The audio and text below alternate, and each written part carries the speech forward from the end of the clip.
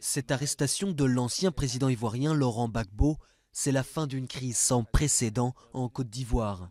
Le 11 avril 2011, les forces ex-rebelles d'Alassane Ouattara entrent dans sa résidence grâce à l'appui des troupes françaises de la Licorne.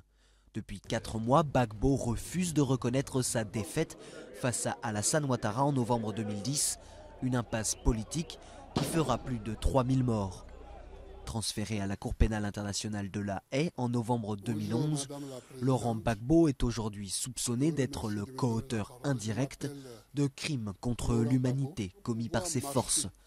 Une accusation qui vaut aussi pour les partisans de Ouattara, estime sa défense.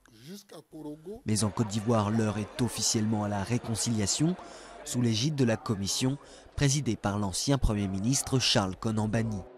Il est mieux d'être réconcilié pour vivre sur une terre de paix. Une réconciliation qui peine dans certaines régions comme ici à Bakro dans l'est du pays où les tensions ont continué, même si aujourd'hui beaucoup veulent oublier la guerre. C'était très difficile. Là, des moments on ne dormait pas à la maison parce qu'on avait peur. On ne savait pas qui est qui. Même si tu as un visiteur aujourd'hui, on avait peur. Ça va. Je peux dire que ça va parce que le peuple commence à oublier petit à petit ce qui s'est passé. Pour se tourner plutôt vers l'avenir, la Côte d'Ivoire espère une reprise de son économie qui avait été dévastée par la guerre, avec une croissance attendue de quelques 8% pour 2012.